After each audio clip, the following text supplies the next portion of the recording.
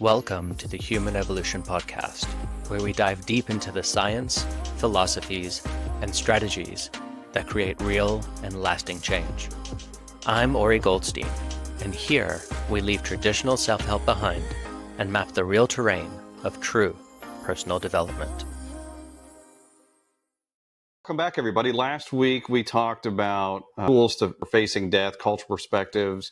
We got into some stages of grief, the 5 stages of grief, and then tools for acceptance.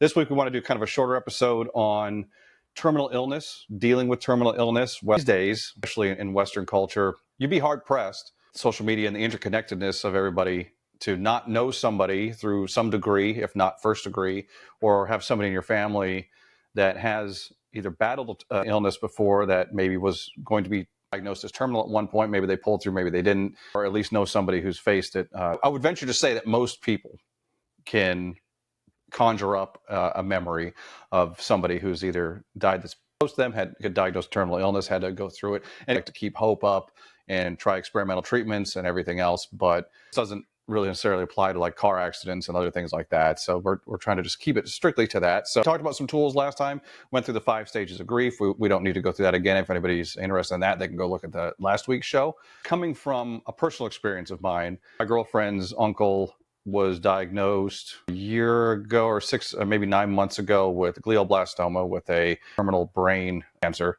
And he was given X amount of time to live. Now, of course, anybody who's been around, even if it's just been in a TV show, you'll know that when people are given 6 months to live, sometimes they live for 18. I think he was given maybe 12 months. He has responded well to treatments and everything else, so things are moving in a positive direction with him. But I've noticed that I've watched the impact. It's hard. Like I've seen the stages of grief in some of the family members. You know, just like the denial and anger. And I've actually watched some of the family members go through it, and it's a little odd, or it feels odd, because he's still around. So there's like that whole other dynamic to it. Like, let's say somebody passes and you go through all the stages, whether it was an accident or whether it was, old age or something that may have been like not predictive, but let's face it, when somebody gets above a certain age, 80 years old and beyond, I don't want to say it could be any day, but it could be, So it's interesting when dealing with somebody with terminal illness, at least from my perspective, that you could go through the stages of grief even when they're still around. And yeah, it's been very, very interesting. So what are your thoughts on that? And how do you deal with or help your clients that come to you? It's an interesting thing, because we talk about the stages of grief as if like the bad thing has happened, the person has passed, and now you're going through grief. But the thing is, as soon as you know something is going on, and for some people, even just the thought of something that could happen takes them into that place of the beginning stage of grief, of denial. This can't happen. This is impossible. Or into a stage of anger of, I'm completely against this. How dare this even be a possibility? And for me, like the big thing that really makes a difference, and we haven't spoken about this, I don't believe, on our podcast, but it's something I've spoken about a lot. And it's actually the topic of a book that eventually I will be publishing.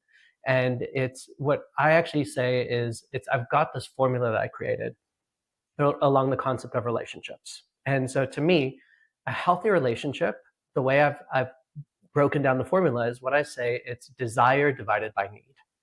And what I mean by that is, if you think about it, desire divided by need. So the higher your desire for a relationship, the stronger your relationship is, because it raises up the value. The higher your need is, the more it ruins that relationship. And so, because you're dividing by that number, right? So, for example, if you have a person in your life that is now diagnosed with a terminal illness, if you get into that mindset of, I need that person to be different, I need that person to be healthy, I need that person to be the way I remember them, what happens is you're going into a place of fighting against the relationship with reality. You're going into a place of doubting that it's possible, and you go into the denial. Whereas if you go into a place of desire of like, it's, you know what, I want to spend as much time as possible with this person I love so much, and I don't need them to be any different, it just is what it is, you're in a much healthier place. And so that fits in every single scenario to some degree. And so the biggest thing that I do with most of my clients, with all of my clients when it comes to this place, is figuring out where in their mind they've got a need, where in their mind they need that person to be different, or they need something to be different than it was.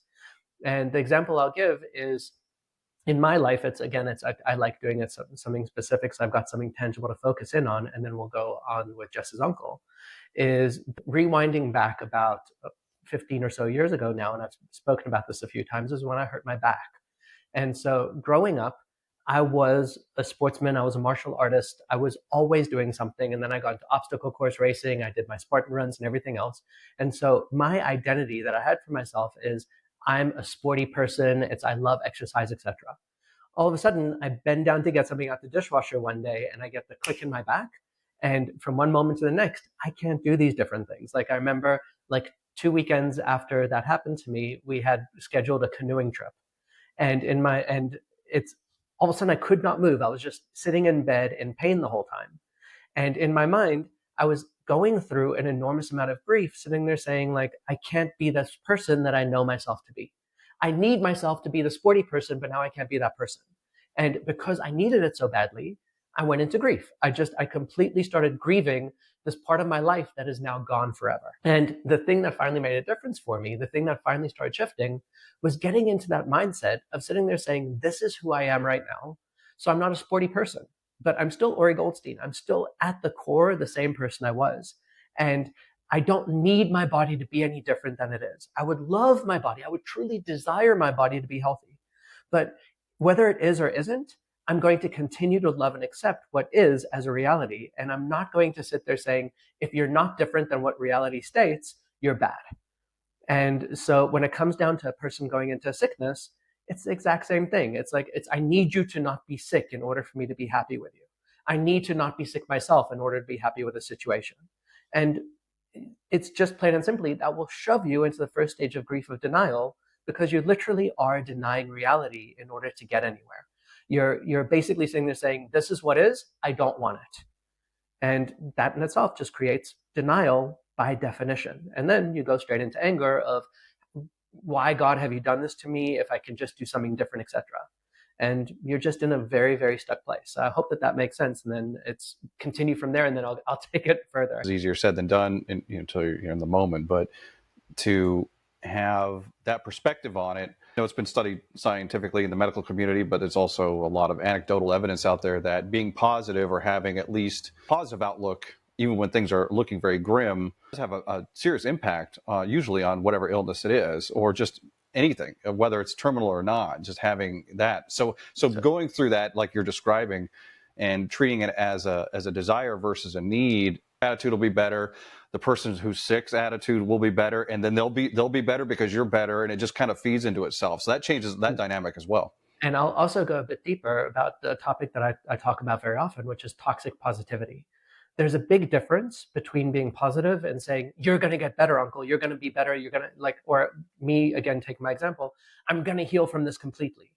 And of course, that is a desire. I would love to heal completely, but toxic positivity comes from a place of need.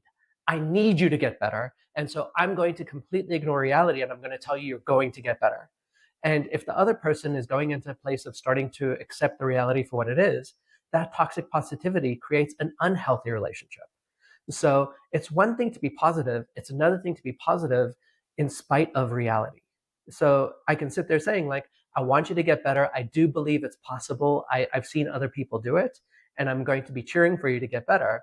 But I don't need that to be the case and completely ignore what's going on. And their stages may not line up with each other. Say somebody's got terminal illness and they wanted to help, family wanted to help. It just seems like such a, like I'm thinking about it in my brain, and I'm actually, getting a little worked up because I'm thinking about, God, how do you comfort that person who may not be seeing or thinking clearly, because who would in that circumstance? And they have to go through these stages, and then you have to go through them as well.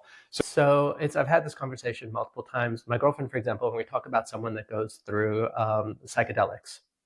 And so it's one thing when a person is going through psychedelics and they have like a complete abreaction, as we call it, where they just freak out. The natural instinct inside of you is to sit there and say, stop freaking out, stop freaking out, stop freaking out. You're trying to get them away from it. Whereas the healthy thing to do is to provide space for the person to go through it. So if, for example, you've got someone in your life that is going through the stages of grief and going through hell, your job is not to sit there and tell them what you're doing is wrong. All you're doing in that moment is you're hurting them. You provide them space to go through their process. You realize that this is a process that they need to go through. And the best thing you can do in that moment is to not join them in that space, but to actually be above it and to actually just offer them a different perspective, what I like to call being the example. What you do is you go through your process, and while they're going through hell, you give them space, but you don't join them in hell. You sit there saying, I get it. This sucks. Oh my God. It's like, if you need to process it, I'm here for you. Absolutely. But you don't sit there and go like, this absolutely sucks. You're so right. I completely missed it. So the idea here is when another person is going through things, you validate their experience and you provide them the space that they need to do it. You hold space for them, but you don't necessarily have to join them in that moment. And so, for example, again, with psychedelics, if a person is going through hell, you just don't sit there going, stop it, stop it, stop it. This is not the way to go.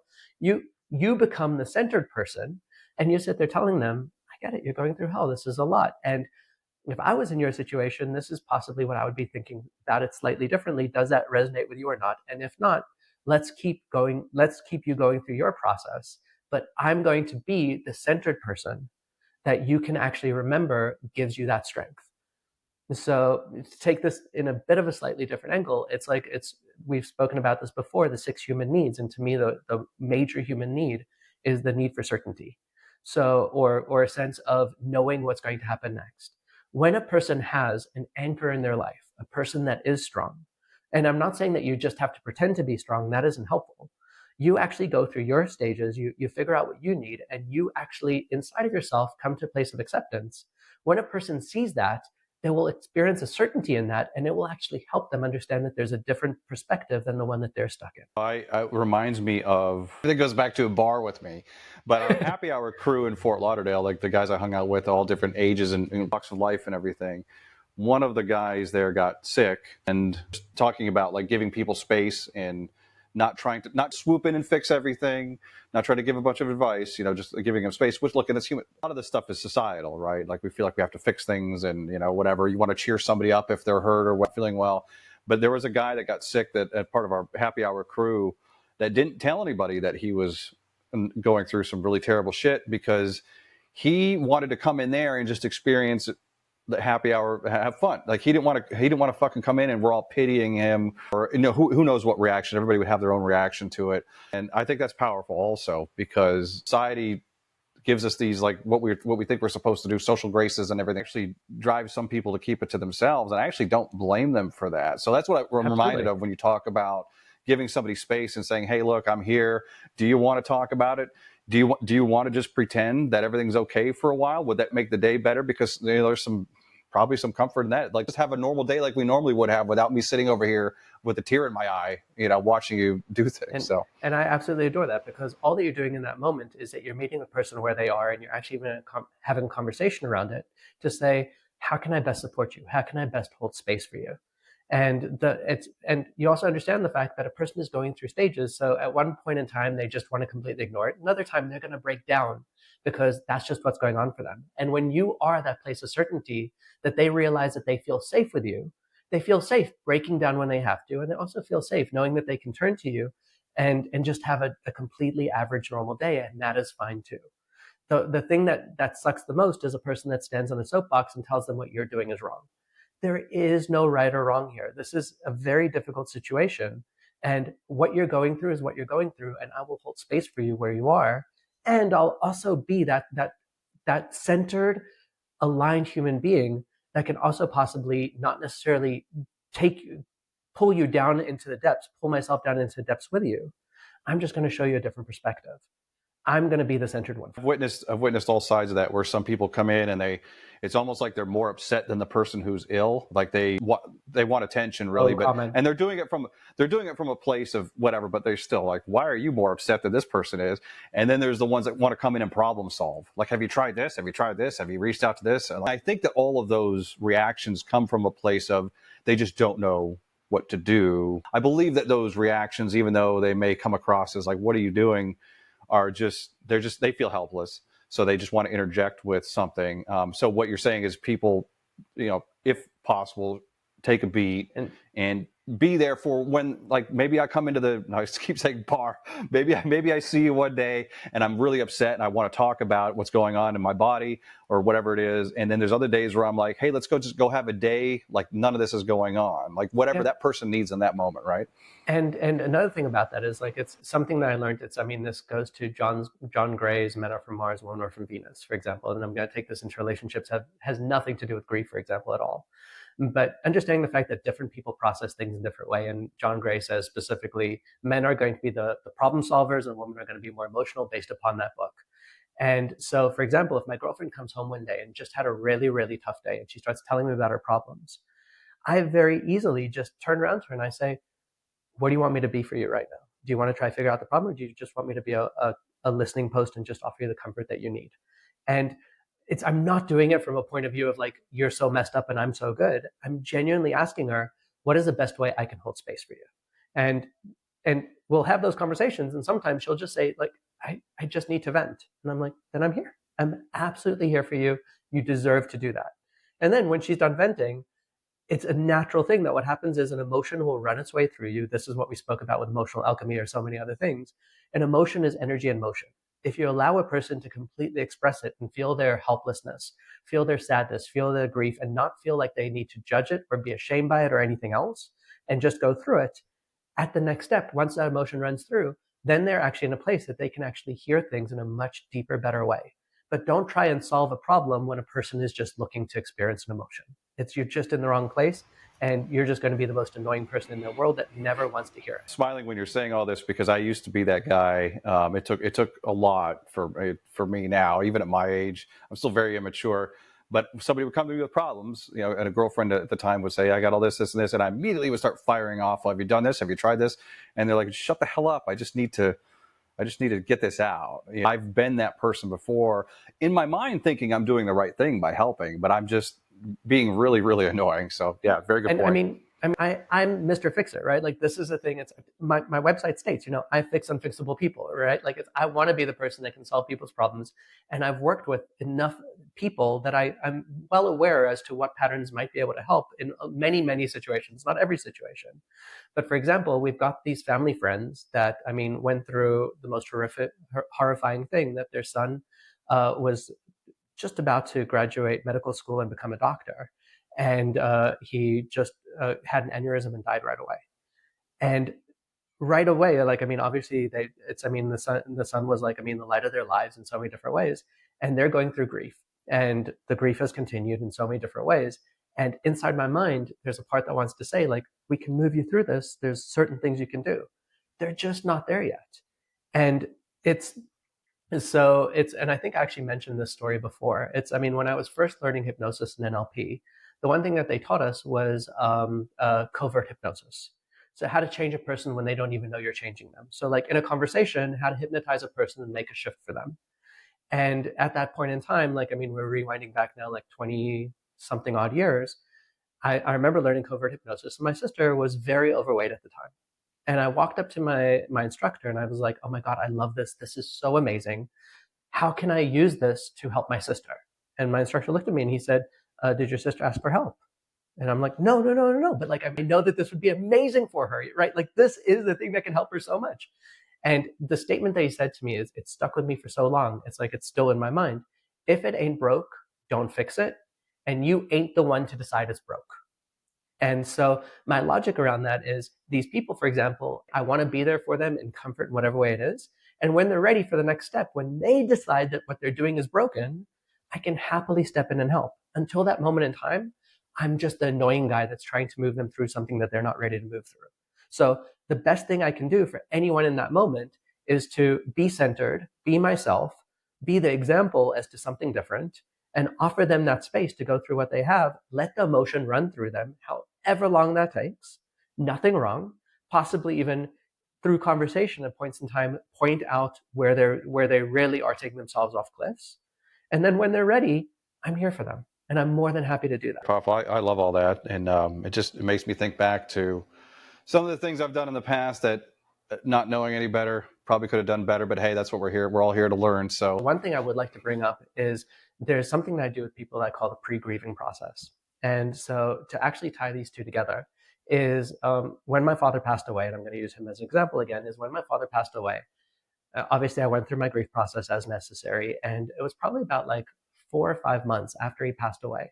One night, I had this beautiful dream where my whole family was sitting together in an old apartment we lived in the 1980s, and we were all just very happy. And I saw my father happy and smiling and doing great. And something in my brain just said, "Dad's in heaven." That was it. And from that point forth, something inside of me shifted that like it just really made a big difference for me. And the difference there that made a difference is up until then, the pictures I had of my dad was when he was sick, etc. And then in that moment, the thing that shifted for me was seeing my father happy again.